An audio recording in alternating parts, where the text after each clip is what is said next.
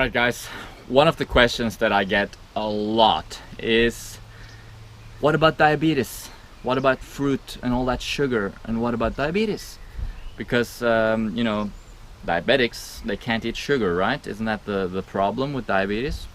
Well, I'll answer that question in two ways. First of all, there are two types of diabetes. Well, there's actually three, but two main types. One is type 1 and the other one is type 2.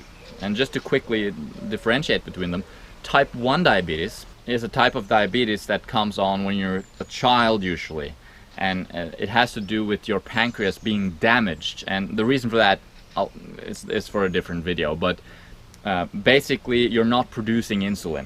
And insulin is a hormone that works, it's in the blood, it comes into the blood, and in the blood there's sugar. And that sugar needs to go out of the bloodstream and into the cell, where it's going to be metabolized for energy production, okay? But in order for that sugar to get into the cell, insulin needs to be there, to be almost like a usher that takes the insulin through the membrane and into the cell. Okay, that's the job of insulin. In type 1 diabetics, they don't produce enough or any insulin.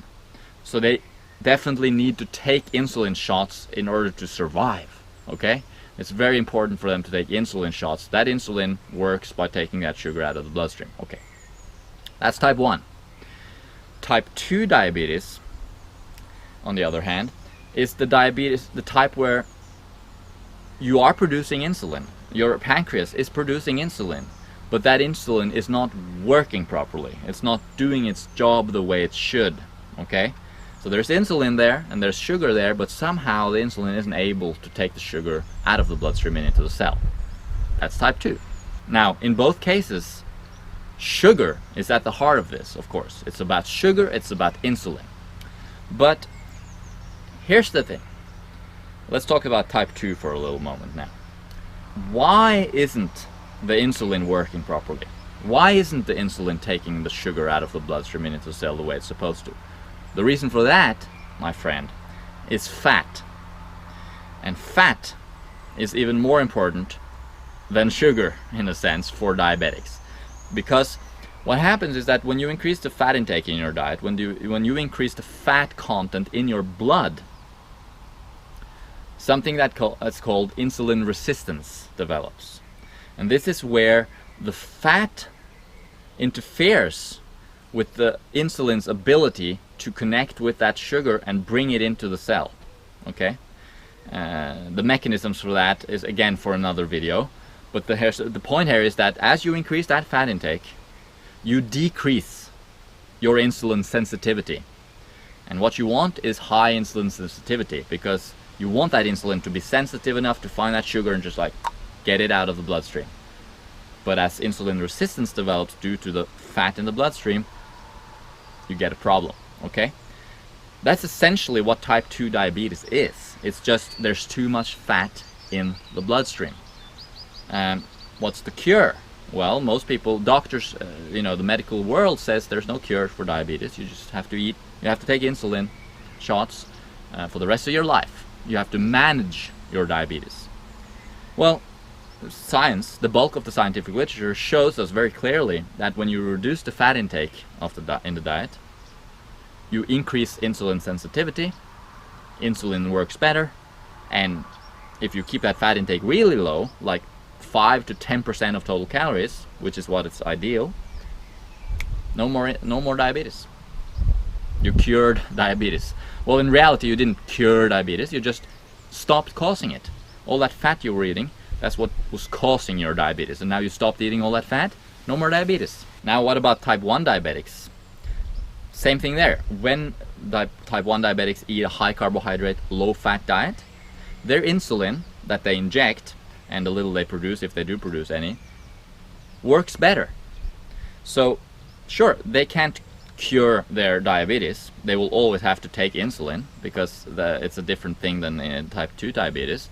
But the insulin that they do take works better, which means that they need to take less of it, and it's easier to control their blood sugar, okay? because that's what diabetes is all about: controlling that blood sugar, taking insulin to bring it down, eating to bring it up, making sure you balance that on a fine edge. And for type 1 diabetics and type 2 diabetics, it's much easier to manage that blood sugar on a low-fat diet. So I actually recommend you check out a guy. I'm not affiliated with him, but I'm subscribed to him on YouTube. A guy called Robbie Barbaro, Mindful Diabetic on YouTube. He's a type 1 diabetic, and he's eating a fruit-based, high-carbohydrate, low-fat diet, and he talks all about how great it is. So check that out if you have type 1 diabetes. If you have type 2 diabetes, I recommend resources like Neil Bernard, Dr. McDougall, T. Colin Campbell, Doug Graham, for the most part, Doug Graham. The thing here is, when you lower that fat intake, your diabetes will get better or go away. Even if you're eating a starch-based diet like some of these doctors are promoting, your diabetes will get much better. Now, what about fruit? Because Doug Graham, of course, recommends fruit. I recommend a fruit diet. What about fruit for diabetics? Well, again, it's the same thing. It doesn't have to do with the sugar per se. It has to do with the fat. So you can eat fruit-based diet, but eat lots of avocados, and you'll still probably have diabetes, or even cause diabetes. A lot of raw food diets are very high in nuts and seeds, and they can actually cause diabetes. Okay. So of course, although there's a lot of problems associated with animal fats that you get rid of when you go on a vegan diet, still you want that diet to be high in carbohydrates, and most fruits are high in sugar, high in carbohydrates, and this is good, and they're low in fat. So as long as you're maintaining that fat intake below 10% of total calories, at least below 15%, ideally I guess around 5 to 10, you're good. And so that means limiting the intake of avocados a little bit.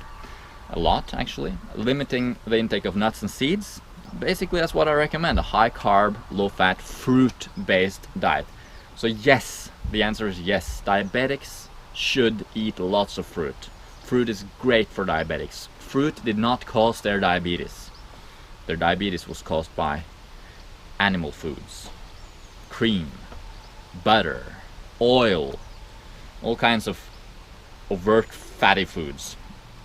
Once we shift towards those high carb foods, everything gets better. And I've heard of people, lots of people, curing their diabetes, getting rid of their diabetes on a high fruit diet, if not an all fruit diet. Of course, there's an interim period where you are diabetic, and you're shifting your diet, I guess, over a course of a few days, a few weeks, or even a few months, as you get back to normal and normalize those blood sugar levels, etc.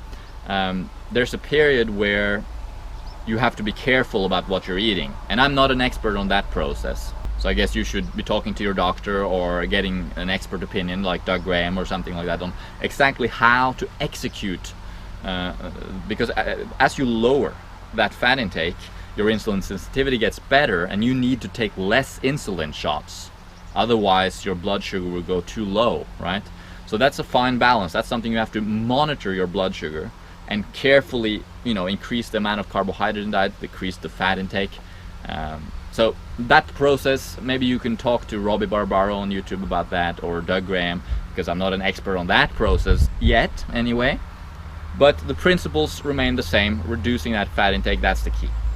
And just for the record, I've done lots of blood tests on myself, at the doctor's office, obviously, over the last few years, testing my blood sugar, and more importantly, testing my hemoglobin A1C reading, which is a reading that tells you something about your long-term blood sugar. Okay, if it's very high, it means you're getting you have a very unstable blood sugar. And my hemoglobin A1C reading has always been great.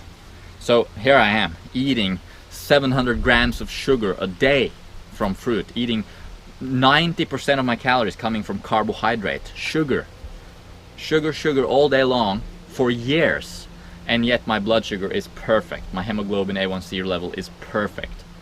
What does that tell you? That tells you that a fruit diet, low-fat diet, is optimal for good blood sugar levels. Okay, so whether you're diabetic or not, a low-fat diet is the way to go. And if you are type 2 diabetic and you go low-fat, you will see huge improvements. And same is true for type 1 diabetics, although they'll never be able to get off their insulin, of course. Alright, I hope that makes sense to you. If you are a diabetic, comment down below, tell me your experiences. Maybe you tried this diet and it showed you, it worked. Let us know, give us a testimonial about the power of fruit, the power of carbohydrates in good health. Let us know all about it. And remember, if you are doing this, if you're trying a raw vegan diet, I recommend 3 resources. There's a free ebooklet on our website, sweetnaturallean.com, that's called How to Get Started with the Raw Food Diet. Read that one, that's free. And then I also have a book called The Little Banana Book. You should check that out as well, because bananas should really be your staple if you're doing your fruit-based diet anywhere in the world. And last but not least, also on our website you can buy the 8-10-10 diet from Doug Graham, which is like the Bible, I guess, to some degree, teaching you all the basics of eating this way. If you're interested in more personalized advice, I do offer health coaching done via Skype. The information is on our website.